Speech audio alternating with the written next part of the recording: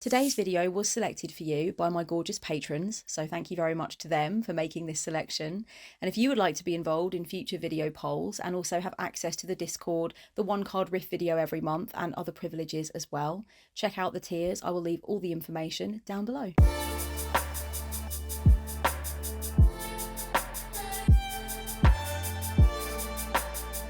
Hello, my little smashing pumpkins. How are you? Welcome back to my channel. This time around, my patrons have selected for me a subject into which I am deeply invested. I've always known that I've got a lot of opinions on cord cutting, but I didn't know just how many opinions I had until I started making some notes for this video. And suddenly I was like, how the hell am I going to shave this down? This cannot go into one video. And then I thought, you know what? I'm going to give the people what they expect. You know me. It's going to be a big, long, ridiculously unnecessary ramble. All right. I've just got so many opinions, guys. I'm backed up, apparently. So, cord cutting, it just endlessly fascinates me.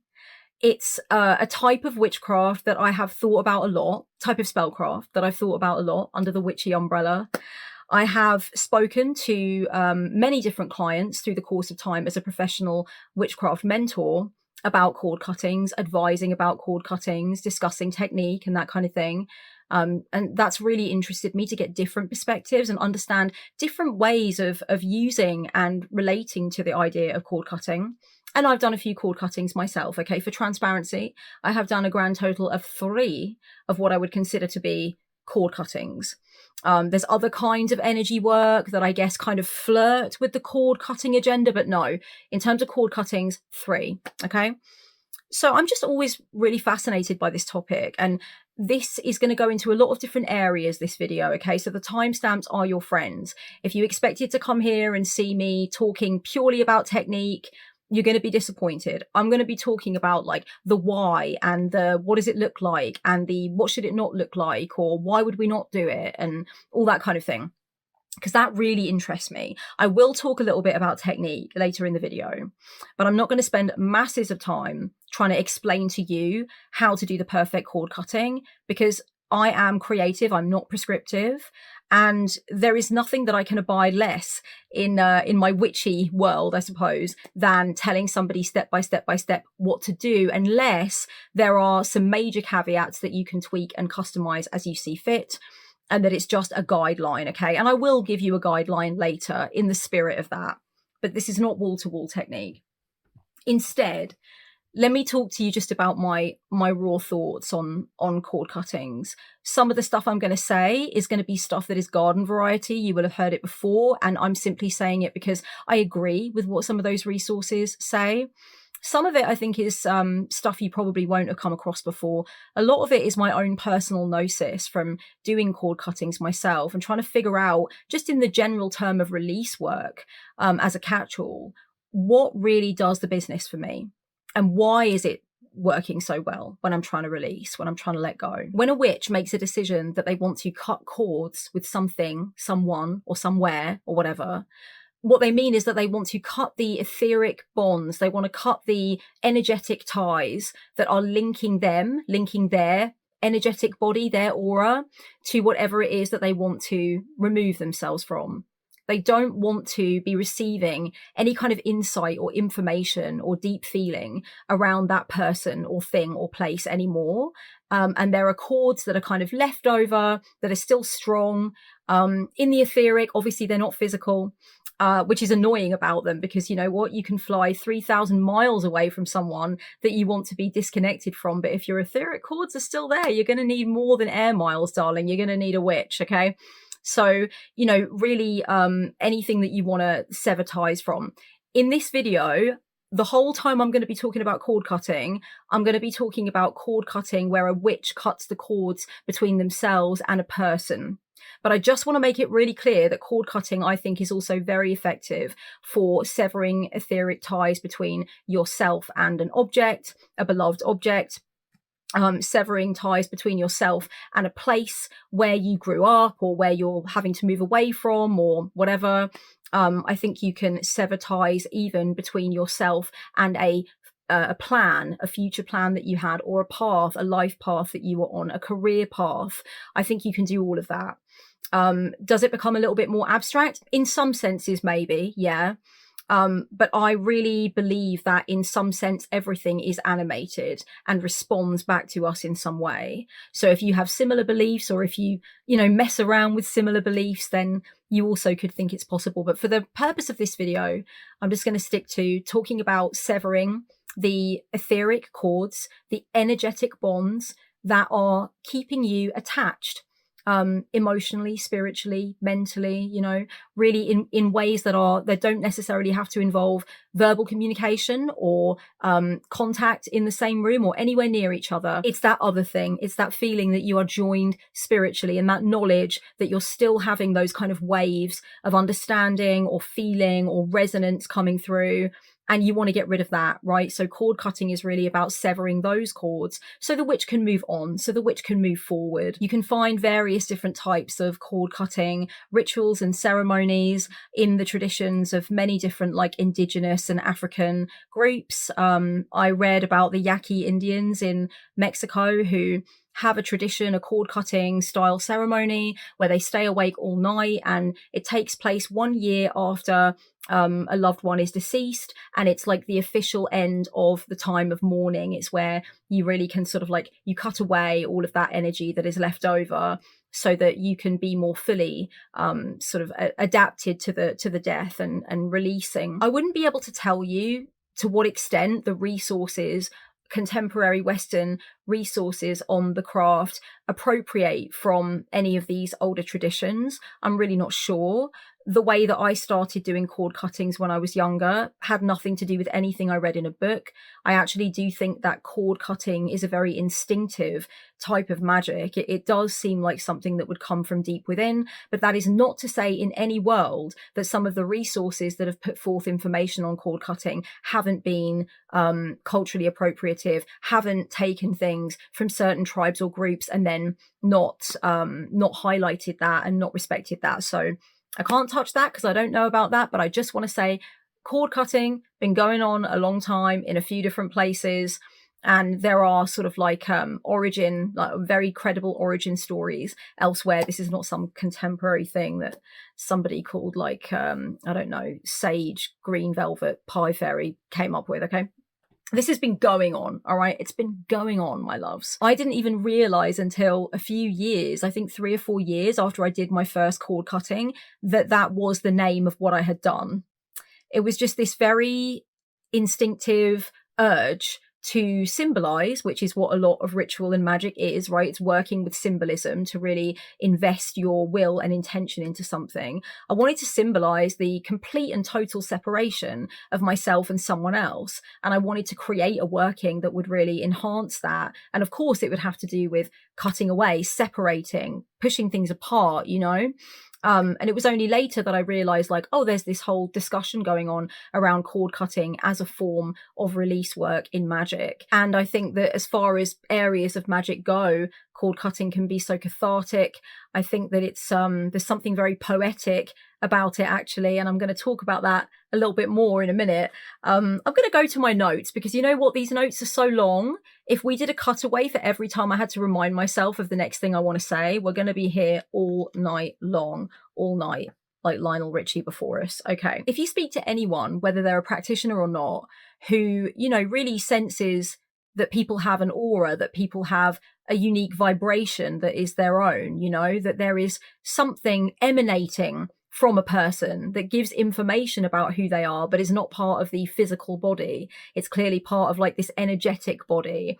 If you meet anyone who ever has had any sense of that or is sensitive to it, they might have seen or sensed auras, they can just feel when specific vibes and energy signatures are a bit weird or whatever. It probably wouldn't take you long to convince them. They wouldn't need any convincing at all that it's possible that two people's separate energy fields could forge an attachment, and the attachment could actually be connected to both energy fields, and that you would be able to get a sense of the other through the energy field, right? So each is getting a sense of the other. I think that for a lot of people who work with energy or who have even had that thought that there is something energetic going on, that's completely normal. You'll meet some people for whom it's completely ordinary to cleanse the energy field every day. Many witches do that, right? My spiritual hygiene is something that I'm always trying to keep track of and understand, and do a lot of work in that area. So, you know, for people like that, with that kind of perspective, that kind of lens on life, the idea of etheric cords between people and the potential need to sever them is not that far out, you know. But even outside of the land of witches and woo, I think most people with even a deep sense of emotionality will tell you that they can describe things that have happened to them or that have occurred to them that they sensed, that really lead them to believe that there is a possibility that you can really get an energetic tie when a bond is formed between two people. I guess what I'm trying to say is it's not actually that far out. You know, it sounds really far out, like, oh, etheric cords, between sever the etheric cords so you can fully spiritually move on. You know, you're attached metaphysically speaking. But really, there's so much description of attachments and cords and things like that in art and music and poetry and dance. You know, you can see many times in contemporary dance this idea of like how people are attached and people are pulling something, a cord, and then pulling it back, and then it severs, and then they're sad, and then they want to reattach. Like, for example, I was thinking when I was writing the notes for this, it jumped into my head. It was so weird, right? Because I haven't thought about it for quite a while. But you know, the book Jane Eyre by Charlotte Bronte, right? There's one of the most beautiful parts of that book for me. One of my favorite parts is when Lord Rochester says a particular thing to Jane Eyre, and it just popped into my head, and I was like, oh yeah, that's a great example of what I'm trying to say. So let me read you the quote from Jane Eyre. It says, "Because," he said, "I sometimes have a queer feeling with regard to you, especially when you're near to me, as now. It's as if I had a string somewhere under my left ribs, tightly and inextricably knotted to a similar string situated in the corresponding quarter of your tiny frame. And if that boisterous channel and 200 miles or so of land come broad between us, I'm afraid that cord of communion will be snapped. And then I've a nervous notion that I should take to bleeding inwardly." That cord of communion. He's basically saying to Jane Eyre, I feel that there is this thread, this string that attaches you to me.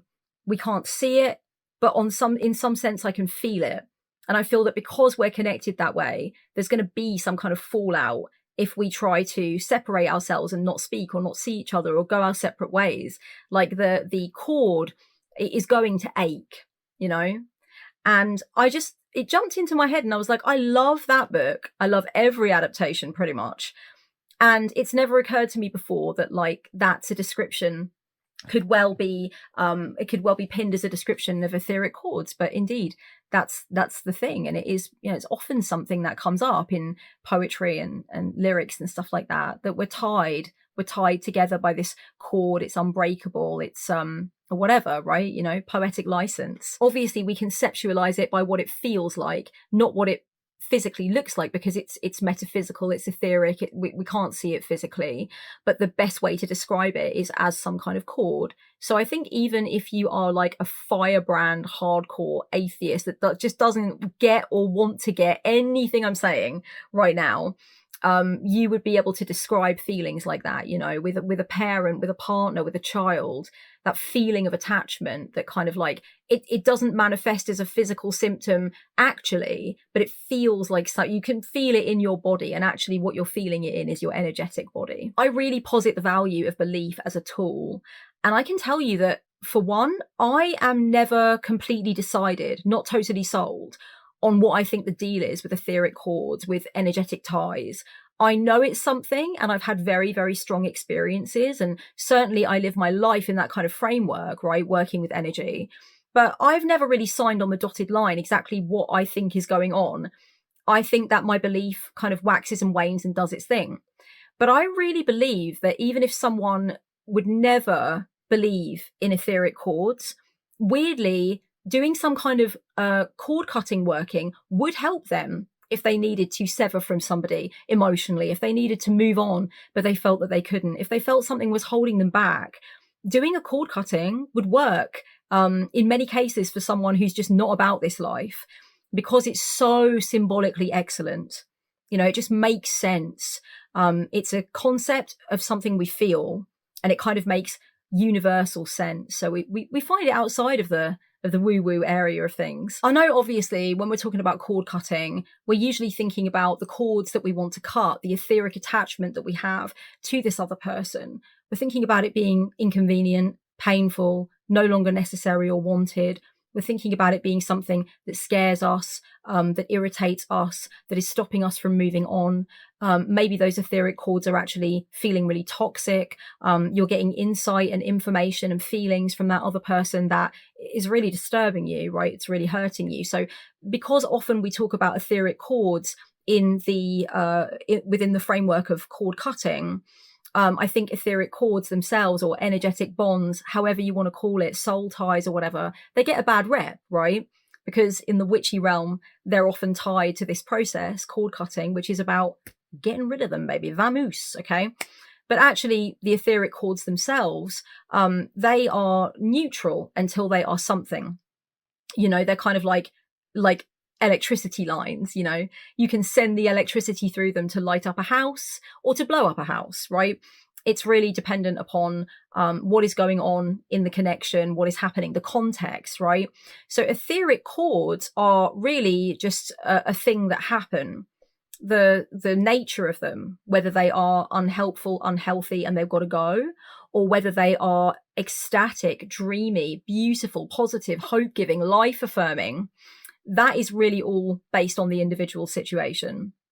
If you share etheric cords with someone and you have beautiful experiences from that, and I'm going to go on to explain what those beautiful experiences would be, then you're going to really view those etheric cords in a good light. You're not going to want them to break. You're going to hope that they stay. You're going to really want to always have them as a part of your reality. Etheric cords can really be something that blesses your life or fucks with your life, you know. Etheric cords can, in many senses, just be neutral.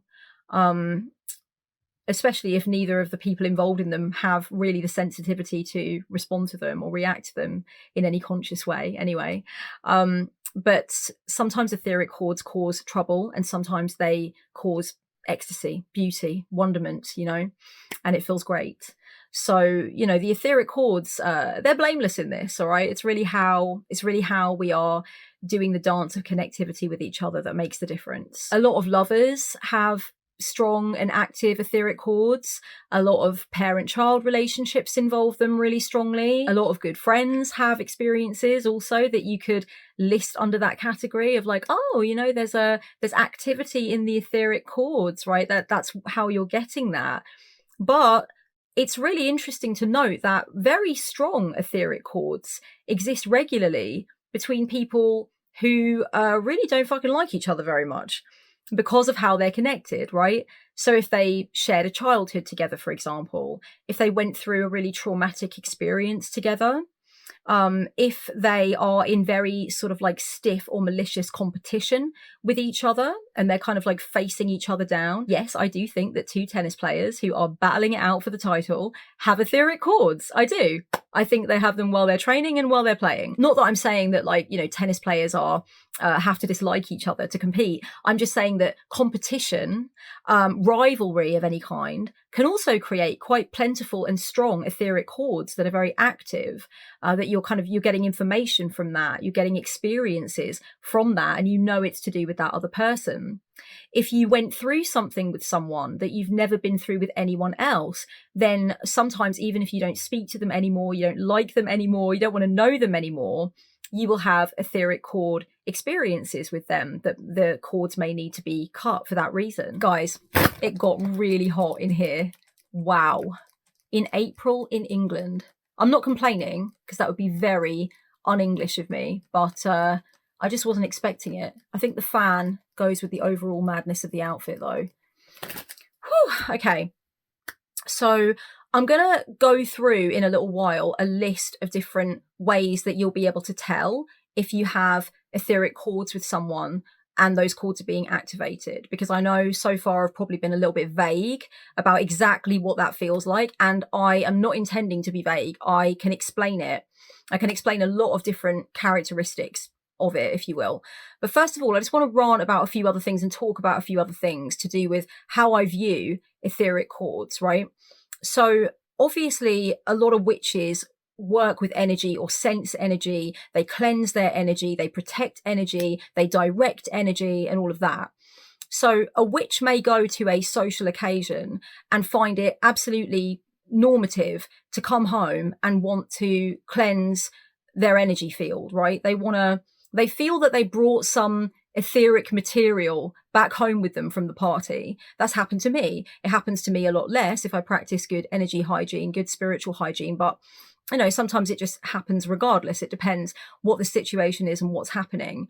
But every so often you just have this feeling, or for some witches it would be a lot of the time they have this feeling that they need to cleanse, that there is stuff that is around them or that they can sense that is just hanging on. I don't think of those experiences as experiences of a cord necessarily. I think of cords as being much more likely to form between people who have some kind of bond. And as I said before, it doesn't have to be a bond of love, and it doesn't have to be a bond of hate. It can be any kind of bond that involves intensity, that involves shared experience or shared interest in each other. I do think that bonds can form between people who do not consider themselves close, but it's more rare, I think, in my experience as a witchcraft mentor, and in my experience just observing the way I feel about energy and the way I'm picking up on it.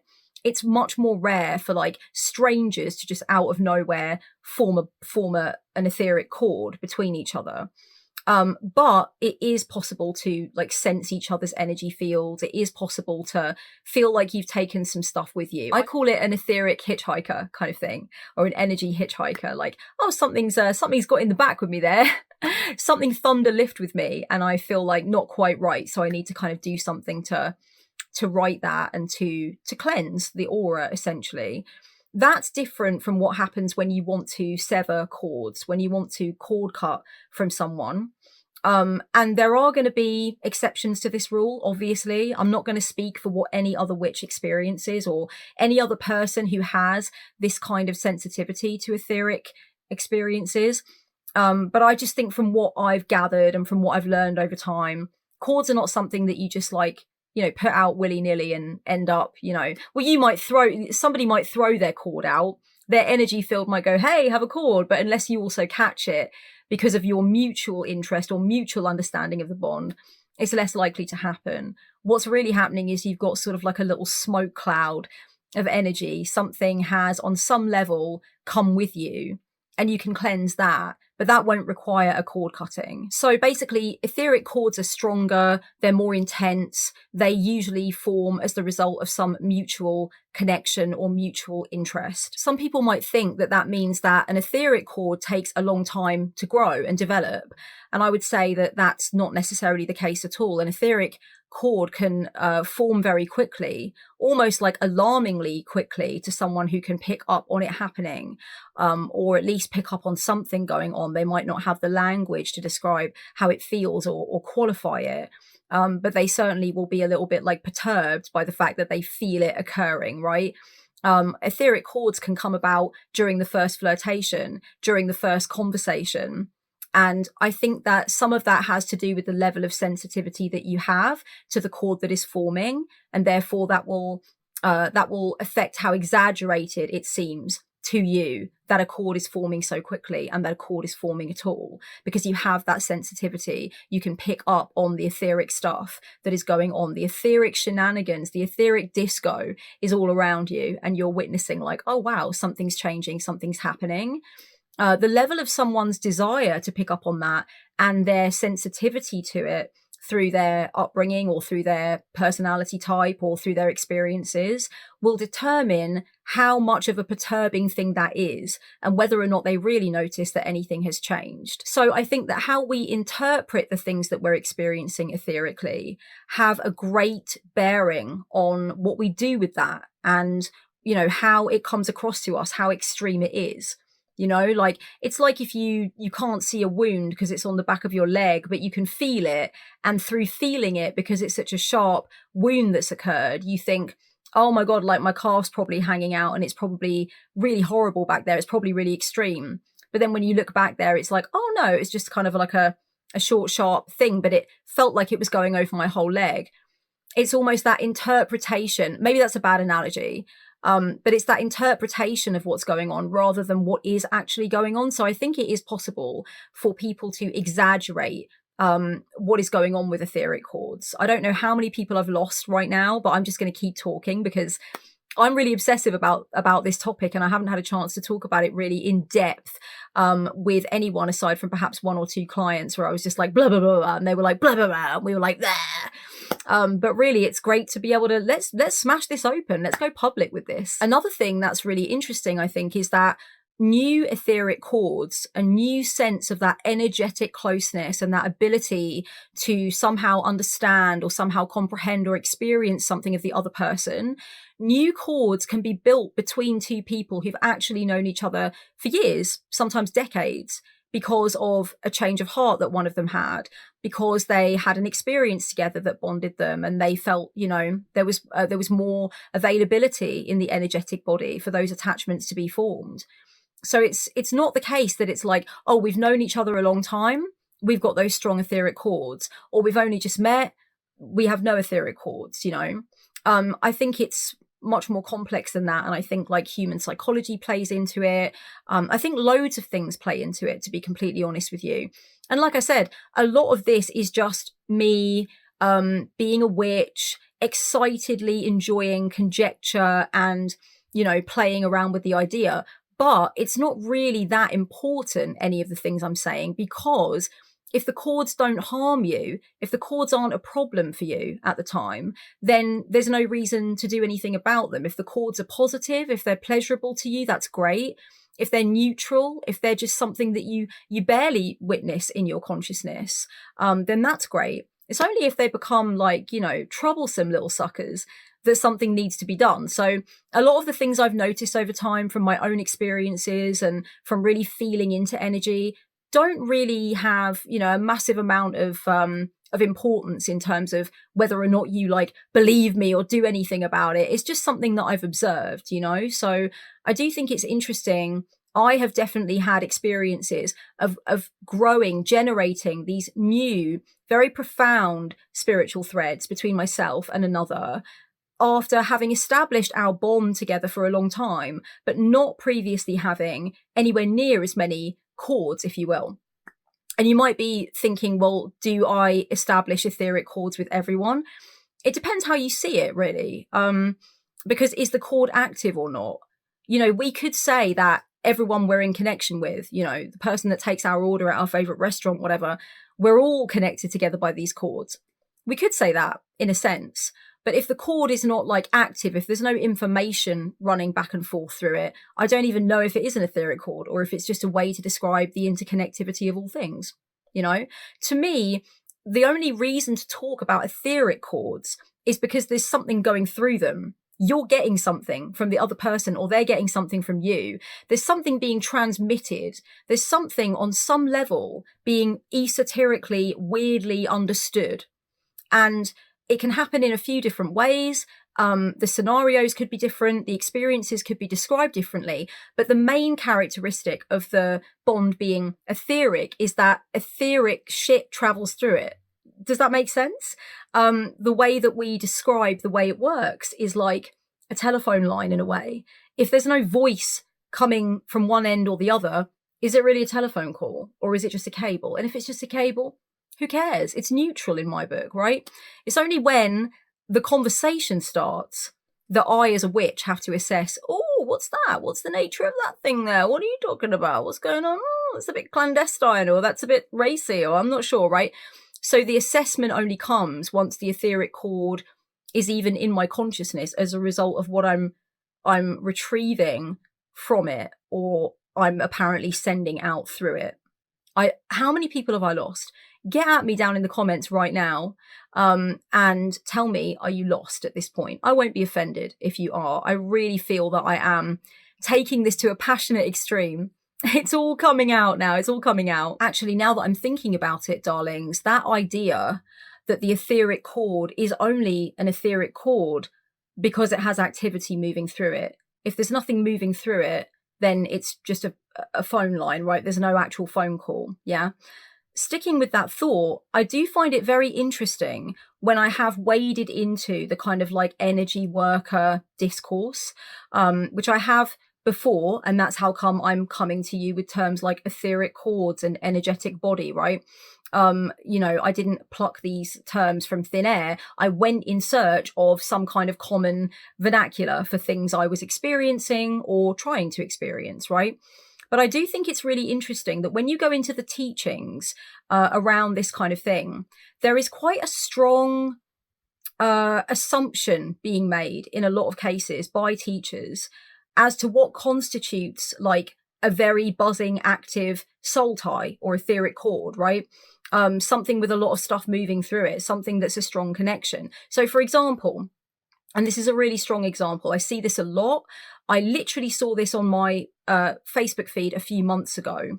So it does the rounds a lot. A lot of teachers who are trying to help you to understand how to like control energy, protect yourself from energy, cleanse your energy, they will tell you that partaking in like casual, intimate physical experiences with people that you are not going to be with and you don't plan to fall in love with is really energetically unhygienic. You get these soul ties, right?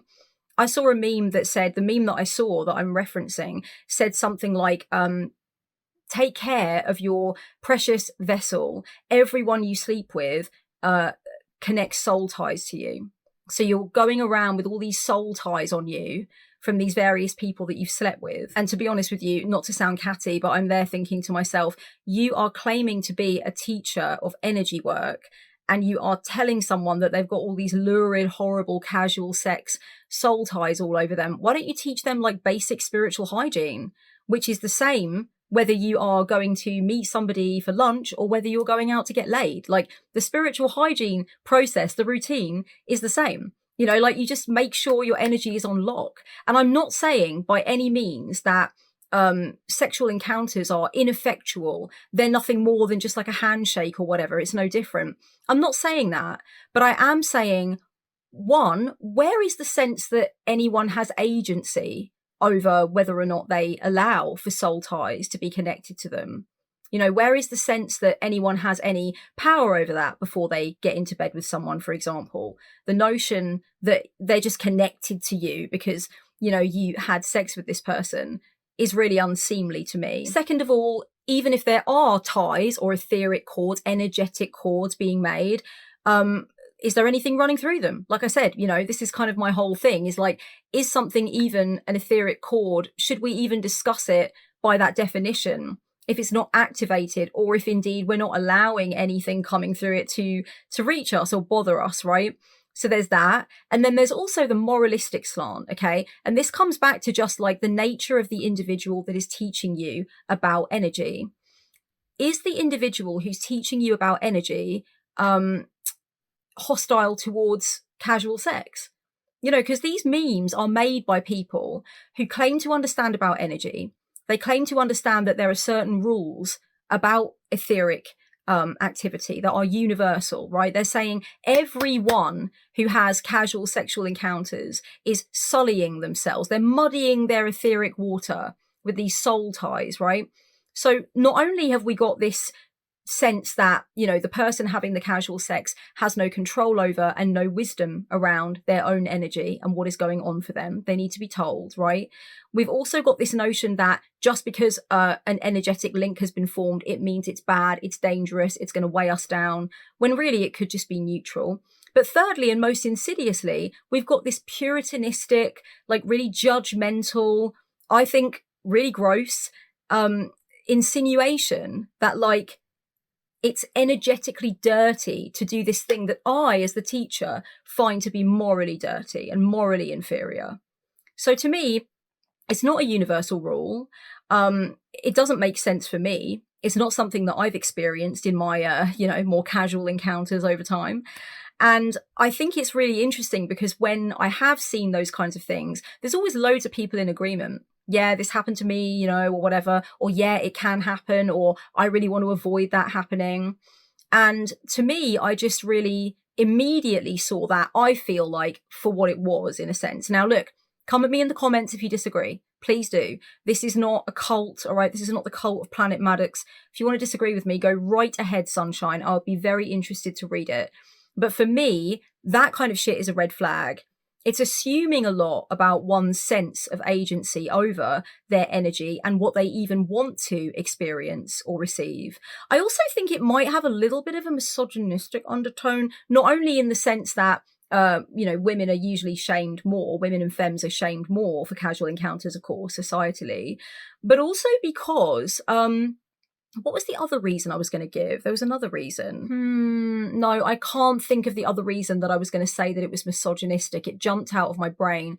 But I will say one thing that came into my mind while I was kind of mulling, and that is that the idea that dangerous, very active, very sort of lurid soul ties are created between ourselves and anyone with whom we have a sexual encounter.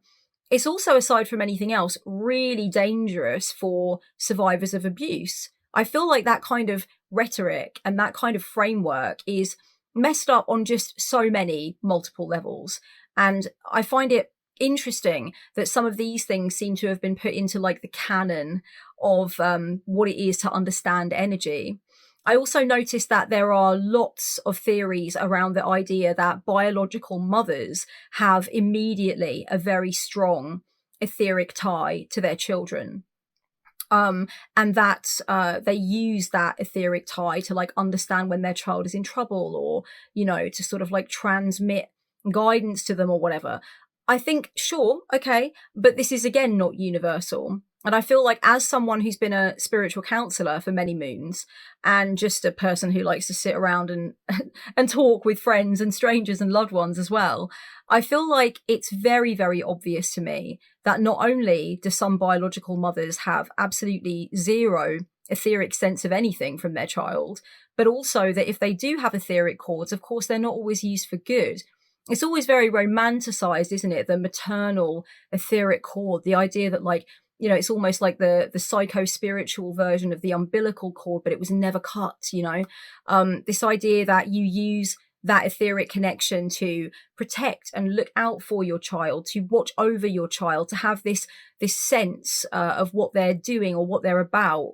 I think that sometimes a strong etheric intensity between mother and child can be used in a heinous way, right? In an abusive way, in a way that really takes that ability to transmit information or to receive information, that vibration, that activity that's happening etherically. And we'll get into more specifically what that feels like in a minute.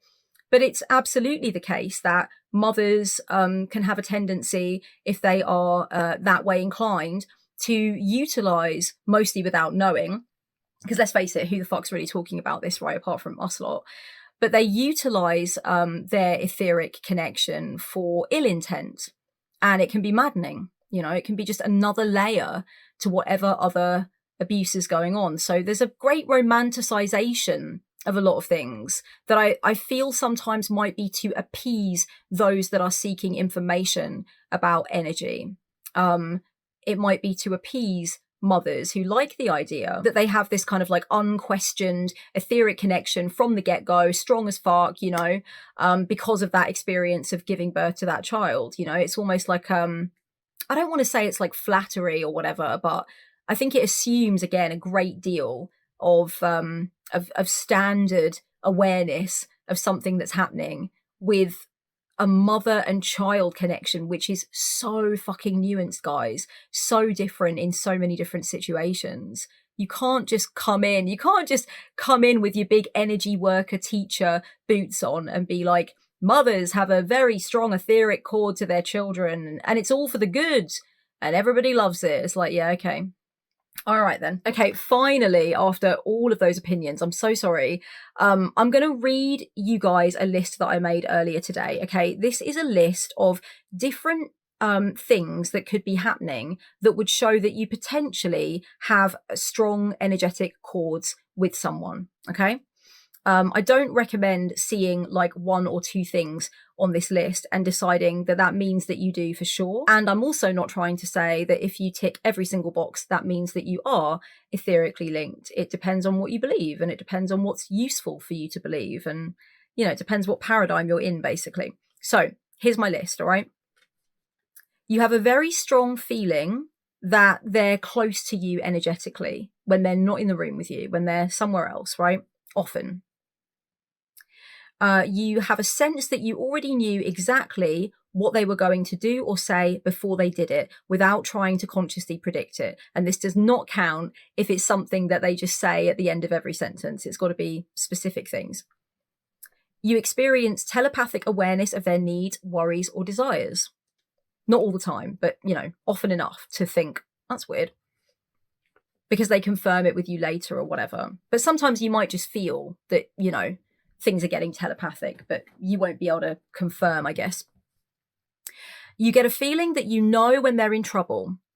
Many people say that when they get this feeling, it goes beyond an intuitive hunch. It's more like a graphic or alarming or tangible urgency, which can be experienced almost physically. It's like you're downloading the experience into your energy field on some level. You can sense the state of their energy or mood via the chords. And when you do, it will cause you to make decisions differently, be cautious of outcomes that could affect the other person, this person you're connected to. It could cause you to contact them to check in if you feel that their energy is off. You might be able to see things really clearly from their point of view, even in a way that feels intimate or invasive or overwhelming. You have a feeling that you've known them through infinite lifetimes. You have strong pangs of emotion relating to them out of seemingly nowhere, just out of the blue. You have a feeling that your life is to do with them in ways that don't immediately make sense. You receive lots of signs about your connection to them. So songs that you both love come on at the most random moments when you're thinking of them. You see their name at the exact moment that you're thinking of them. You're thinking of something and then they message you asking if you're aware of it. So you've got a specific thought in mind. They message you and ask you about that, or vice versa. Your life experiences either mirror each other weirdly closely, or they complement each other so that you fill in the gaps in each other's learning. They are able to tell you things that haven't made sense to you before, or they're able to level with you in a way that you don't usually experience or accept from others. In other words, they've broken through your icy force field, I guess.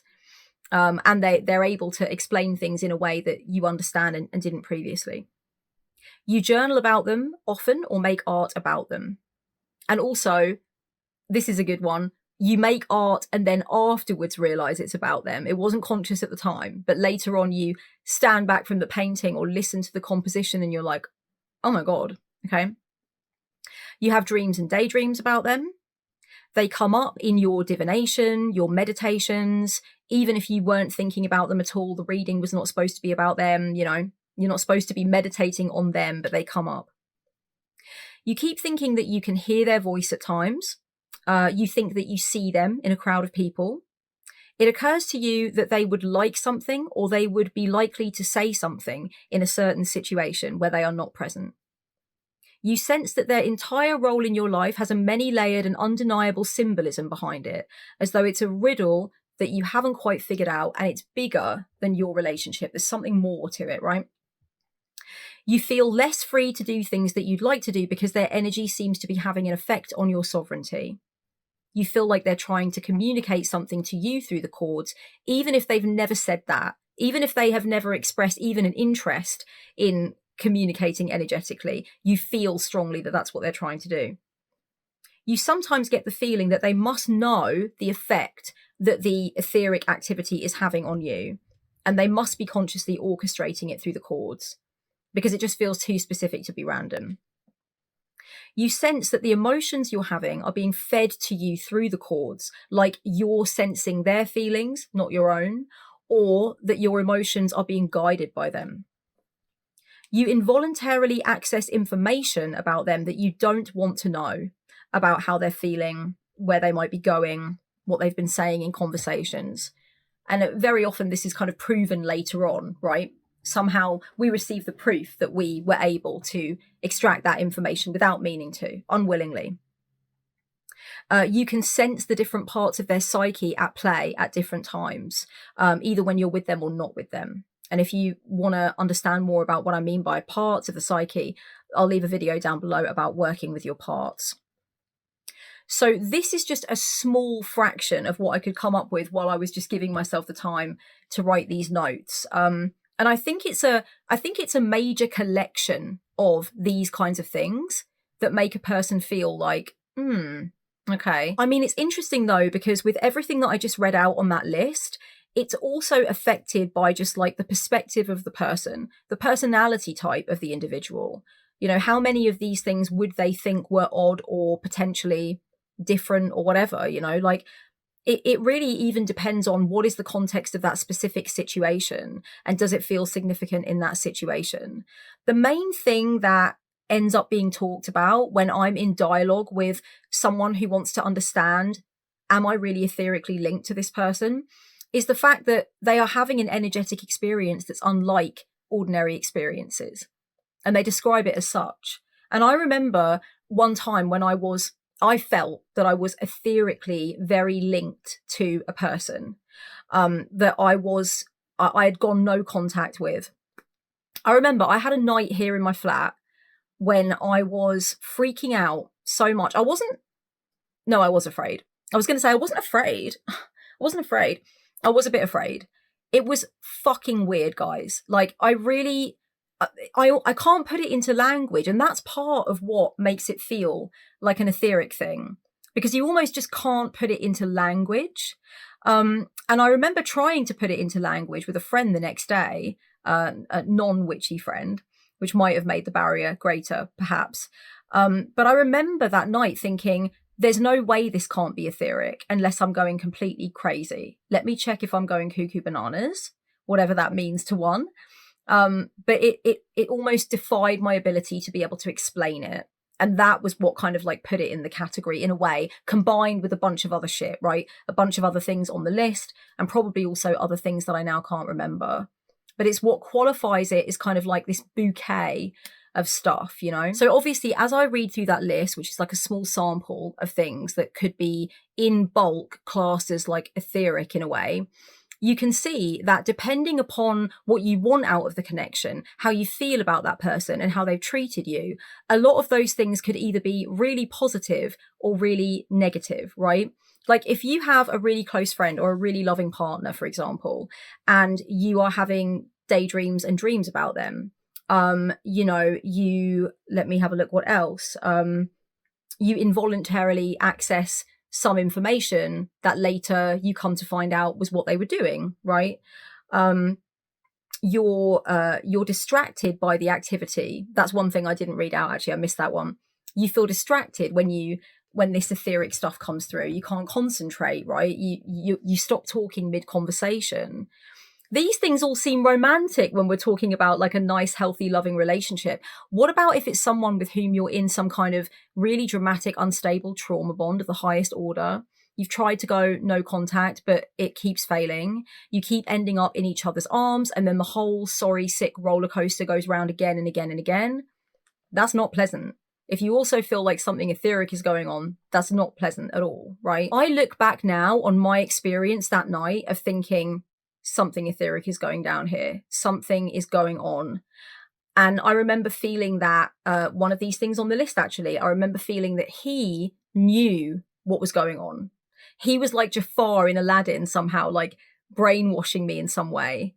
Even though I was totally alone in my flat. And I promise you, I'm a very together person, okay? But something was really chilling me. Something was going on energetically that was not right. And I remember experiencing that. And then later on, several months later, I thought to myself, was it that? Or was it the fact that somehow my human psychology was really trying to explain away the emotional abuse that he'd made me suffer, and the fact that I could not understand why he'd made me suffer it? I could not understand his behavior. I couldn't understand why he kept doing the things he was doing. So maybe I took the etheric avenue, you know, as a kind of scenic route. Like, oh, it's it's a spiritual bond. Now, with the benefit of 3 years or so time between us, totally no contact, no cords, believe me. Now I realize I do think it was a combination of the both. I definitely think my fear and my certainty that it was etheric was amplified by the state that I was in, the state that he perpetually was putting my nervous system in. Was I trying to make an excuse? I don't think so. I think I really felt something off the scale different and weird.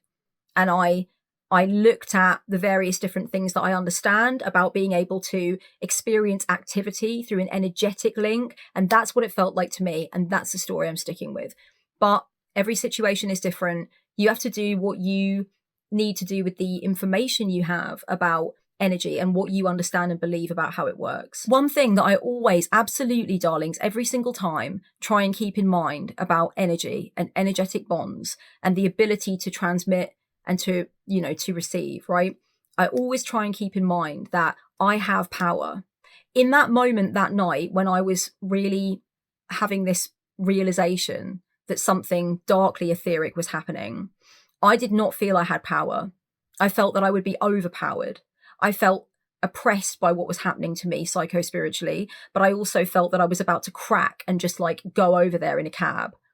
I did not feel that I had power, but I was fighting with myself for that power. I was like, no, it doesn't work like that. You can cut it. You do not have to respond to the activity. Yes, it's alarming. Yes, it's overwhelming, but you have agency too, baby. So you always have to speak to yourself that way. I know it can feel overwhelming, but you have to have that chat with yourself, Guys, I just tried to open the window so I could get a little bit of air, and there is a couple screaming at each other in the street. They're okay. They're quite far away from each other. There's not going to be a physical bust up, but say it through the etheric chords, guys. It's quieter. Okay, so a question that comes up, a query that people will sometimes have is, can the other person feel it too, right? Because in a lot of cases, when you have an experience that feels etheric and you have another one, then you have another one, you can check with the person because they are your partner or your best friend or whatever. You can say that you had an experience and you can be really visceral in your explanation of it and see if it matches up with anything that they've had. And I just had a flashback then of that happening to me in a previous relationship where a partner was asking me, did you feel this energy that felt like this and it kind of had this characteristic and it did this at this time? And I was like, fuck off. So it's very exhilarating when that happens to two people who are, in relationship with each other and can do that.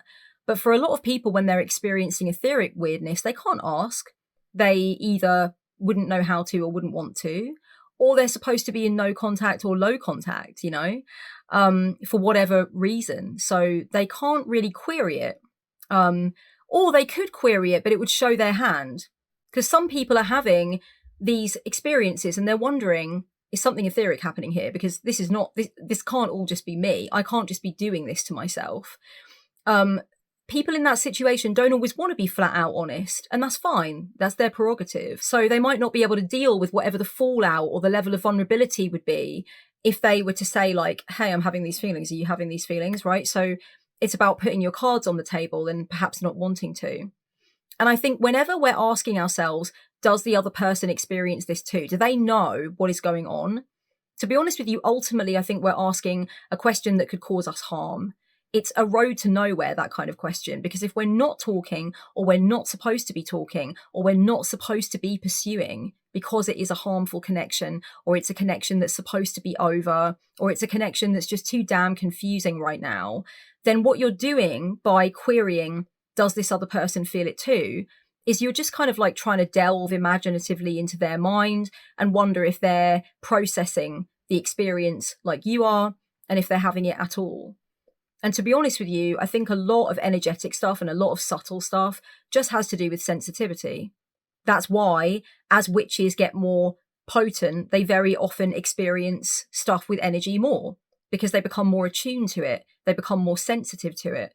And it's not the case for all witches. Some are sensitive from the jump. But I know for me, for example, I've had some weird symptoms as the result of doing what I've been doing for a living for so long. Being a tarot reader and a spiritual counselor and a witchcraft person for 10 years is going to get you some weird things. Like I have some strange auditory processing things, for example, that I never had before I started doing this. It's a heightened level of sensitivity, heightened level of awareness, right?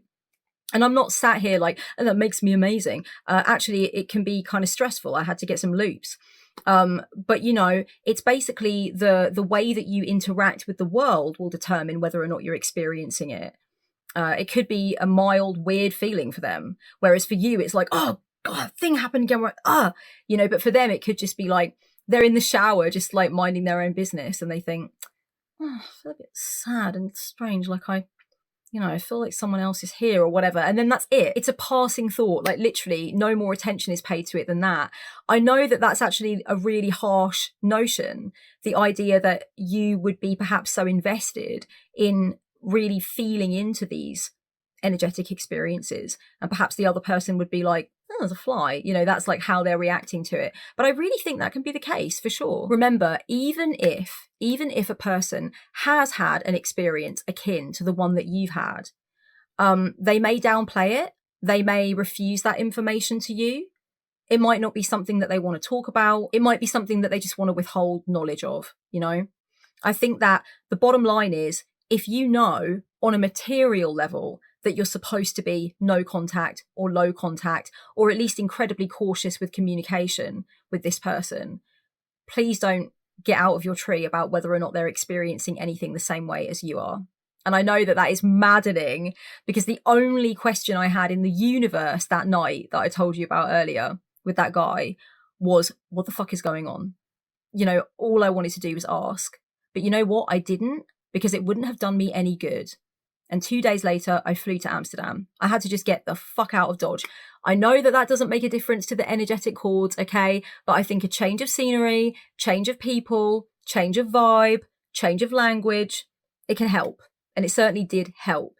It did not break the cords. I had to break the cords later. I had to do a huge cord cutting because those cords, they stretch, okay?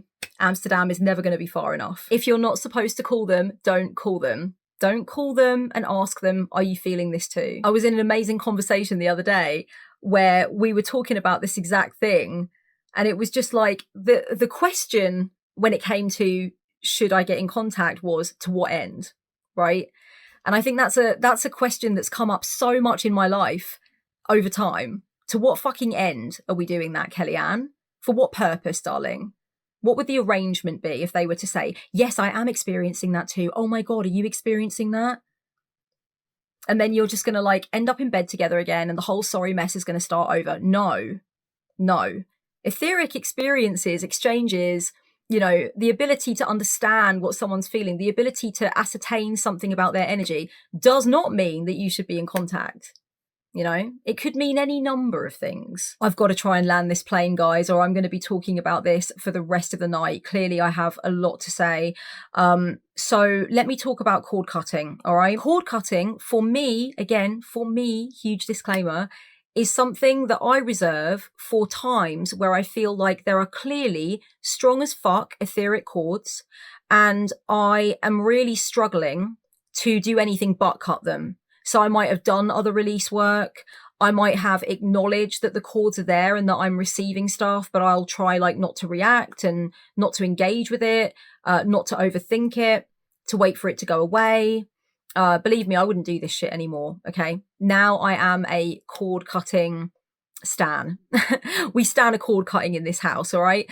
But yeah, basically cord cutting is not necessarily the first thing I would go to for everything, but I think it's like, it's key for acknowledging that like there are cords. It's not me. Something else is occurring that's like beyond anything that I could use other release work for. I've made another list. My notes are epic tonight.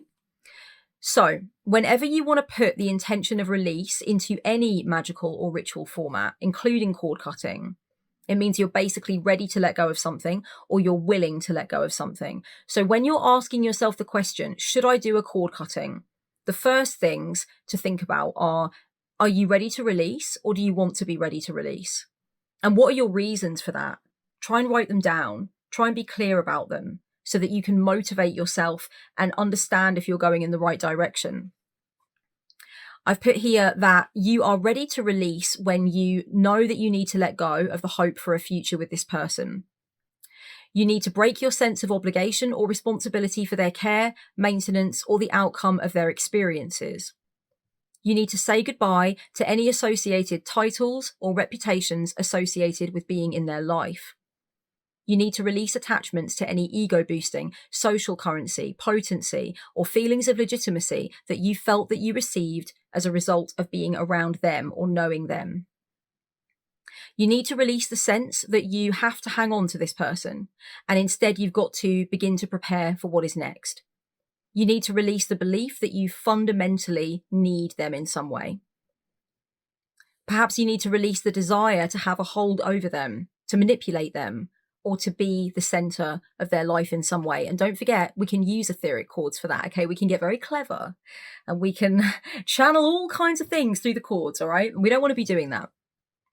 You need to release the impulse to play detective, such as asking people about them, stalking their socials, etc. And we can play detective etherically, okay?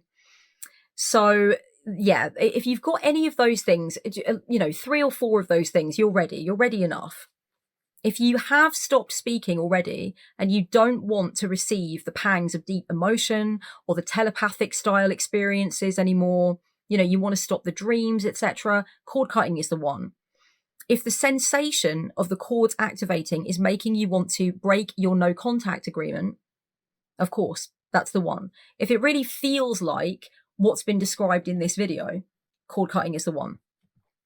Definitely cut cords if you're deeply troubled by the information or insight that you're experiencing, okay? Or it's stopping you from strengthening or maintaining your connections to others. Now, as I said at the beginning, I'm not going to go hard into technique. That was never what this video was going to be about. I am a person that believes very strongly in customized, personalized, tailored magic. I just think that is best. I don't think that there's anything that I could tell you about what I did in my experience that would be the correct thing for your experience. I can tell you that the last cord cutting I did, I used a ceremonial knife that was given to me by my very powerful Ukrainian magician friend, who was gifted it from his very powerful witchy Ukrainian grandma. And I thought that would be perfect for the cord cutting. I also selected some music. I made a little playlist. I remember specifically that the track that was playing when I actually, cut the cord for real was Prayer to God by Shellac. And if you know what that song sounds like, you know that I meant business, okay? So the reason I'm telling you these things, these details, is that everything is deeply personalized, guys. And I think when you're doing something specifically like cord cutting, that has to be the case. You have to mean it. And I think the symbol of meaning it is knowing that it contains you. You have injected yourself into the working. It is not just something that somebody came up with who doesn't know you from a hole in the wall. They've never read your astrological chart. They don't know about your upbringing. They don't know what your favorite band is, right? For me, that's just key. And that's always been key for me with my craft. So that's why I'm telling you, no hard and fast technique, okay? Things I would suggest, all right, this is what I've put on the list. Write down your reasons, as I said, for wanting to release, and in this case specifically for wanting to cut cords, okay? Place the focus on the positive outcomes that will be the case if you let go.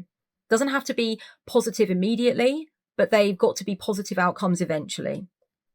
This will help you anchor into your power. And don't forget, you always have power. Read the reasons out loud if you can, if you feel comfortable. Do it in front of a mirror for extra bonus points, okay? Then you need a visual symbol of the person, and then you need a visual symbol of the cords. Now you can do this astrally or you can do it materially, all right?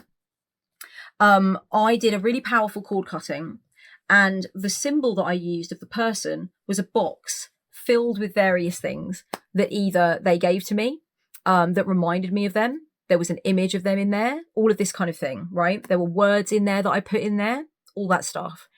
That was powerful. The cord that I used was literally red string. I tied the cord around the box. I tied the other cord around my ankle. And then I visualized myself, the cord, and them. And I really anchored into why I didn't want that anymore. and I anchored into my sovereignty around why it was not okay that I was being attached like this. And I felt my agency. I said some words, I cut the cord, and then everything in the box was placed into a black blanket for like a long time, basically under my bed, until I could repatriate the toys and the bits and bobs and everything back to where they belonged, right? And if you want to ask, the photo got put in the cauldron, all right? I'm sorry, all right, but it was Savage by Dior, and I meant every single moment of it. And it worked. So yeah, I think anything like that, whether it's astrally, whether you're, going to the astral to do it, or whether you're doing it in the material realm, you are yourself, but you need a symbol of them, and you need a symbol of the cord, and you need a way to cut the cord, to sever the cord. You can burn it with a candle if you want to. You can cut it with a knife, whatever makes sense, basically.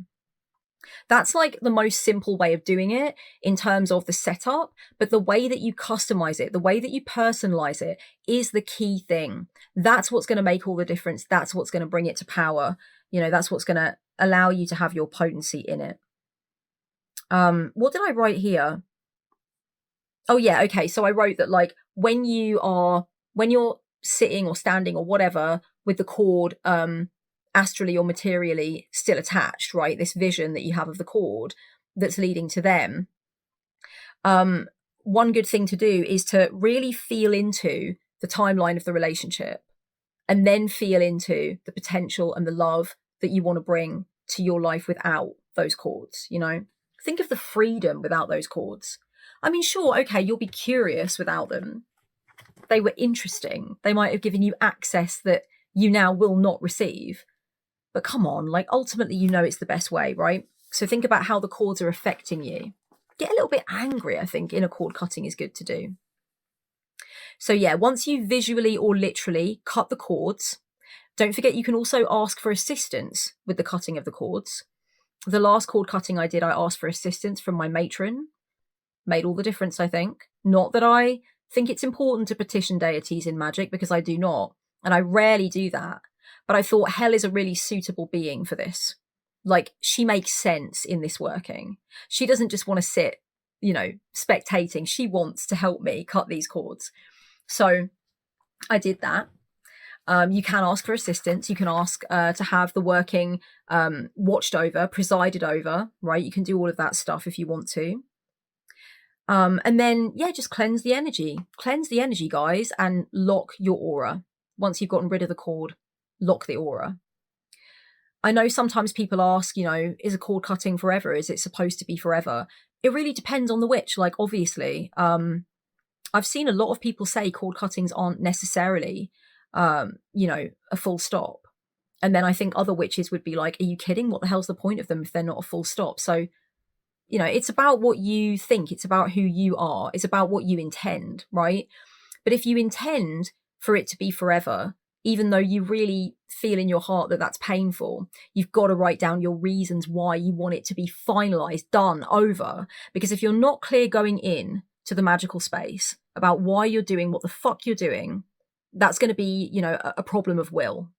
It's going to be a battle of your higher will with your lesser will, if you will, if you will. So I also wanted to say a couple of other things. I'm reading from my notes because I'm getting to the point now where I'm sleepy. It's hot. My temperature gauge is weird. I just want to go to bed. So I'm just reading from the notes to make sure I get everything in that I finally want to say, okay? I want to mention, I have customized cord cutting quite a bit. In one instance, I think that it's possible to cut some cords and not others. So if you envision your connection, your etheric connection with someone being split into different facets, some of which you do want to get rid of and some of which you do not, that might help you, because you might actually want to preserve certain cords, but get rid of others, cut others.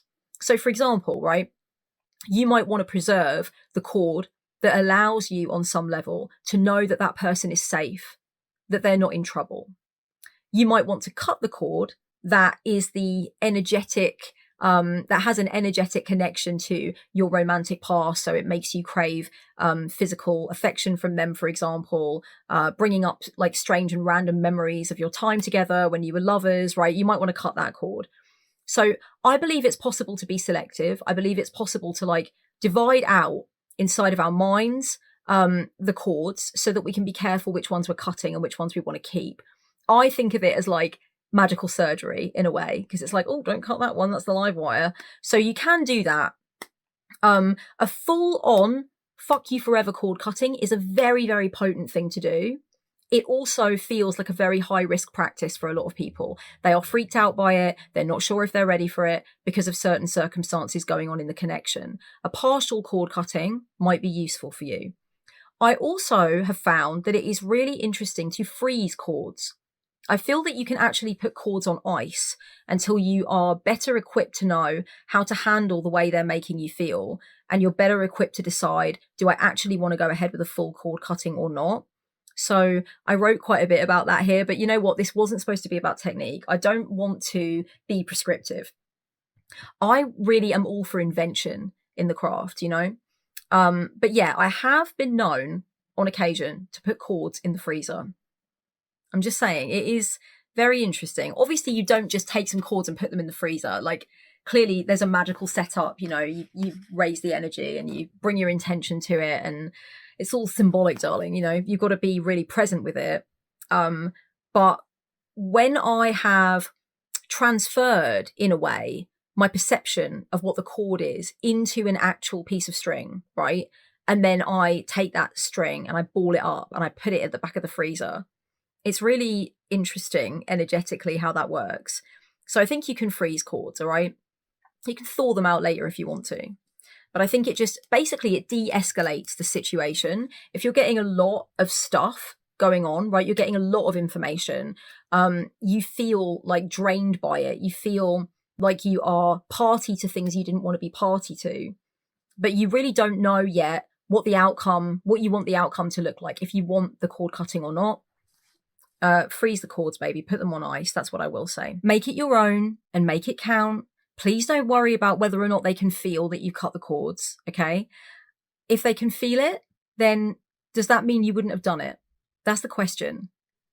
If you imagine like, okay, if I cut these cords, they're going to know that I have pulled away from them, that I'm trying to pull away on some level. Is that going to stop you from doing the working?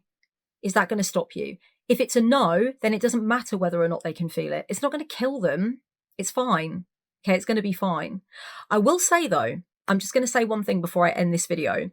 I do have it on good authority from someone that I did a cord cutting on and then I spoke to again for a time afterwards, right? I know, it was complex, all right?